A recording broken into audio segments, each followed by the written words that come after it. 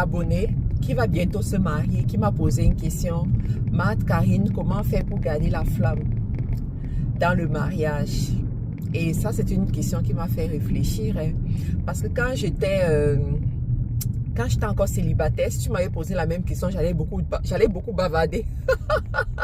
J'allais beaucoup parler, j'allais dire plein de choses sur la base des concepts, de ce que tu imagines.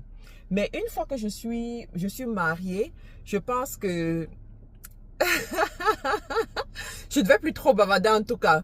Anyway, là, nous sommes un samedi, je suis en train de me préparer pour aller au brunch des femmes où je suis invitée comme oratrice. Je suis trop contente, c'est la première fois que les femmes d'Impact m'invitent à un brunch des femmes, en tout cas à parler aux femmes, et je suis tellement contente, je suis tellement honorée. Donc je suis allée me faire maquiller, là je vais m'habiller, je vais me préparer. On a demandé de porter les pantalons jeans avec un haut pastel, donc j'ai apprêté mes tenues, je suis correcte avec ça. Et puis j'ai mon lait Carilla qui est juste là, le nouveau lait Carilla US qui est là.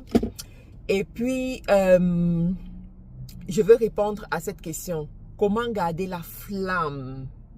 Comment garder la flamme? Ah, Seigneur, c'est pas facile hein, de garder la flamme parce qu'à un moment donné, vous devenez des résolveurs de problèmes. Non, comment tu dis ça en anglais? Problem solvers, voilà.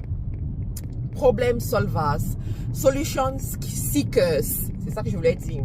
Donc, à un moment donné, c'est ça que vous devenez. Vous passez votre temps à trouver des solutions. Vous passez votre temps à résoudre les problèmes qui sont devant vous. Vous avez, surtout quand vous êtes dans l'entrepreneuriat, parce que quand vous avez peut-être un emploi séculier, quand vous rentrez chez vous, vous changez de rôle, vous êtes en famille, vous avez des sujets différents.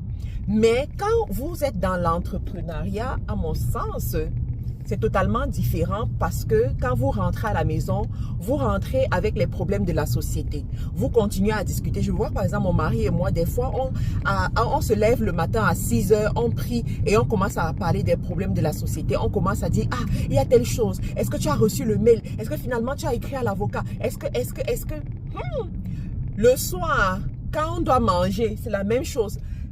Quand nos parents sont avec nous, ils nous disent que parler d'autre chose. On ne trouve pas. On ne trouve pas. On est toujours en train de parler de ça. Donc, comment est-ce qu'au milieu de tout ça, vous gardez la flamme? Si, en tout cas, moi, je pense que ce qui nous sauve, c'est qu'à la base, nous sommes des amis.